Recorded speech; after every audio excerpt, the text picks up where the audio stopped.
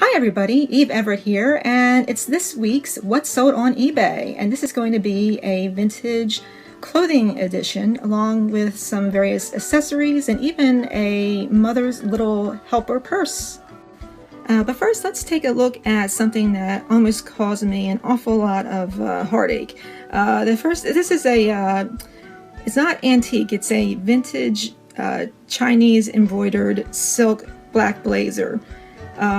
It was made for the export market. As you can see, it's exquisitely embroidered, and I kind of lost my mind over it when I was bidding on it at an auction house. As you can see, the embroidery work on this blazer is exquisite and very detailed, and what I told myself while I was bidding on this item was, well, if it goes too high, I'll just wear it. I'll keep it. And I bid this up to roughly, I think it was $247 before the premium that they charge over top of that as a percentage. And you know, even I knew at the time, I'm like, well, I'm going way too high on something that's vintage as opposed to antique. But hey, sometimes it happens, right? So like I said, I overpaid for this. I kept this for a while, and then I decided I better auction this off on eBay, or at least post it, because you know, if I kept everything I really liked, there would literally be no room for me like anywhere in the state that I live in. That can be a major hoarding issue, as some of you know. So I did post it. I posted it for $375, and it ended up selling for, I think we agreed on, it was roughly $355. It was shipped overseas to Australia. So there was some shipping on top of that. So long story short, I wore this for a little while. I ended up making roughly, I would say $90 off this. And I know for some people, they would think that that was not a bad flip. But for me, you know, it wasn't one of my better flips. I don't like playing it that slim. So even though I enjoyed this, I'm always looking to make at least 3 or 4 times what I paid for an item. And if I'm going to pay a lot for an item, like a couple hundred to several $100s, then I really want to make sure that the return on investment is significant, because I have money tied up in it. And that's what all of you should be thinking about, hopefully, when you're at an auction and bidding, as opposed to thinking, oh, I'll just wear it for a year and then sell it. And it's probably not a profitable way to think. This is a vintage Halston bathing suit from probably from the mid-80s. It has that twist design on it. It was not faded, and it was in very good condition, considering that I probably bought it 20 years after it was made. However, it is Halston, and that is one of the major reasons I picked it up. And actually, what happened with this is I sold it, and in the interim, it was mentioned in a Lucky magazine blog. I think it was Lucky, and one of those clothing magazines. It was something along the lines of, we really love this, but we would never wear a used swimsuit. Well, you know, you'd be surprised, but swimsuits sell really well on eBay, and even if you personally wouldn't wear one, a lot of people will if they're in good condition. So it's definitely a market you should not exclude. In this particular case, I posted this for $175. I did post it as vintage. We ended up selling it at a best offer for $111.15. I have no idea whose idea it was to come up with that figure, but probably the buyers.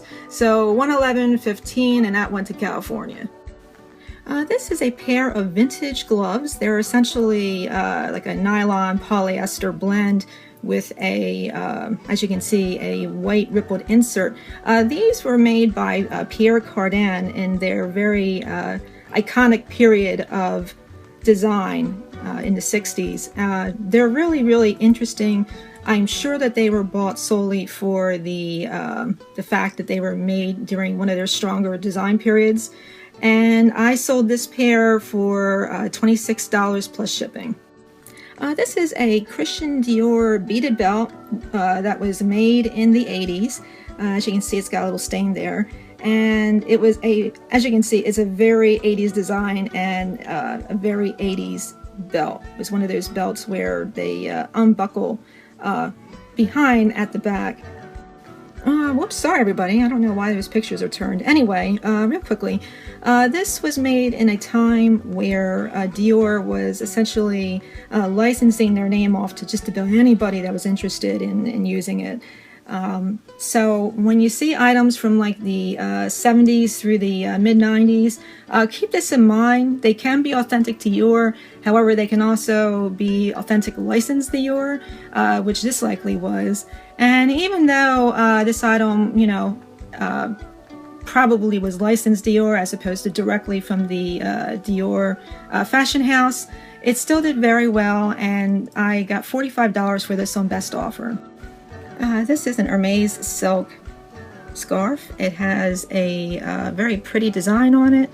I believe it's called Brides de Gala, and I listed this, and there were a few of them on eBay. I guess it's one of their more popular scarves in terms of ease of finding them. They made quite a few of these, and I ended up selling this for $75, which is significantly less than what usually I would sell a scarf like this for. However, given that it did have some condition issues and I just wanted it to be gone, I accepted $75 for it, and I sold that in about 2 weeks. And this spunky pair of high heels with the box, red, white, and blue, I sold these for $175, and they sold probably, let me look. These sold within a week and a half of me listing them, and actually somebody contacted me after these shipped and said that they saw that they were blogged about, and they sent me the link, so that was pretty cool. In any event, these went right away, and obviously vintage items that have some sort of vibe to them, like for example something really ridiculously Devo-ish 80s or something along those lines. If you find something that really stands out and you have a reaction to it, pick it up, because you'll probably get a decent price for it. I mean, obviously designers, even vintage, Chanel, Dior, that sort of thing, they're always going to perform very well. So don't hesitate to pick up vintage designers, and don't hesitate to pop on vintage items that resonate with you, because if they resonate with you, they're going to resonate with somebody else, and you can definitely make big money off of vintage. And it's one of those things, especially at Wangos, that get ignored by many other people because they don't deal in vintage, they don't understand it. But trust me, you can do very well with vintage. This is a really pretty pair of Schiaparelli sunglasses. I got these at a discovery auction, and actually I almost well, I don't want to say it was like a hair-pulling type of argument, but it got pretty close. The person bidding against me was standing next to me, and we were standing over the items, and as strange as this sounds, she pushed me while we were bidding, and the auctioneer is like looking at her like, what are you doing? And I'm looking at her like, you are like a foot shorter than me, you're pissing me off. So long story short, I did win the auction lot. These Schiaparelli sunglasses had the original case with them, and I sold these for $275 after about a month of waiting. They sold for $275 on eBay, and unfortunately, aside from that, the only thing I really remember about this lot is this crazy short woman pushing me while we were bidding. Very odd. Anyway, there you have it. Since I'm getting a little off track anyway, you know how people tell you I use my eBay money to pay off my house, pay off my debts, buy another house to rent out, all very lofty goals, very admirable things that they've done. Me, I bought this nice I think it's 66, red Mustang with a scoop, because I always wanted one. So yeah, I didn't do anything wise. I went and I bought a classic car because I wanted it. So there you have it. Oh, and a postscript to that story is it was a stick shift, great car, needed work on the inside, which I did, and I kept this car for about 3 years. I might have drove it 10 times, and I ended up selling it. So as silly as it sounds in a way, that I made all this effort, bought this toy that I always wanted, and drove it, and as an adult, I'm sitting here going, I really don't drive it that often, it's taking up space, I'm just going to get rid of it. So somewhat ironically, I ended up making even with the repairs that I did, I ended up coming ahead on this Mustang by about $1,200. So yeah, even then, lofty goals aside, I bought this car, kept it for, you know, a reasonable period of time, drove it very little, and I'm like, yeah, I'm done with it. But it was nice to have while I had it. And moving right along, this is a gown by Travilla, and it's a pure white silk halter gown. And if that gown reminds you a bit of Marilyn Monroe, that would make sense, because Travilla essentially designed most of her wardrobe during her career. Although obviously not all of it, he did a great deal of it. And you know, I really thought that I was going to do fantastic on this dress, and it hung around for a really long time, and I ended up doing well with it, but not as well as I would have hoped. I paid $45 for it. It had a few spots on it, but not in conspicuous places, very small ones. I paid $45. I ended up selling it for $175. One of the things you'll find in vintage, especially in the 50s and early 60s, and you know, the Mad Men era, is that, you know, you had these mother's little helpers where you had people taking various drugs as an accessory, in a sense, to get them through the day one way or another, whether it was for pep or whether it's for tranquilizing effect. And they really made no bones about it. This purse, it's blue satin, very pretty with a gold frame, but it has tranquilizers, pills written on it, pill poppers, and some various other things. So it's a great vintage piece of an era that had a lot of drug use in it, that you know, was considered acceptable drug use. Obviously times have changed. And these came with this little coin purse, and they're all collapsible. It's a cup and a little plastic bottle to put your pills in, and you know, they fit right in there. And you know, I found it, I thought it was very, like I said, very interesting, intriguing, not because of obviously the drug use. I don't do drugs, not that you guys care either way, not that it's really relevant, but the point is it's just a really cool item. It's not like you'd see this coming and going today, obviously. Well, maybe, but maybe in Colorado, right? In any event, I guess I should stop babbling. I did sell this for $25, and I sold that probably in about 3 weeks, which to me, not bad for an item I literally picked up for 50 cents.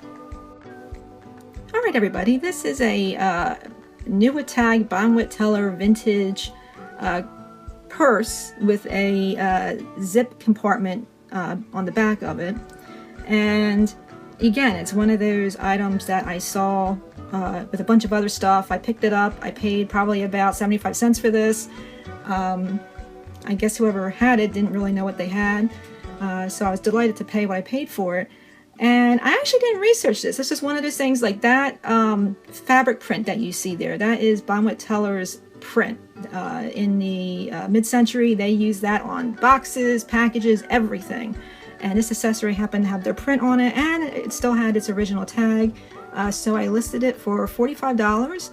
And let's see, I listed that. I listed that at the end of July, and by July 1st, it was out the door. So that's it for this time around. And remember, if you aren't out there buying and reselling, you're not going to be able to get whatever goals you have. And I really truly wish all of you the best of luck.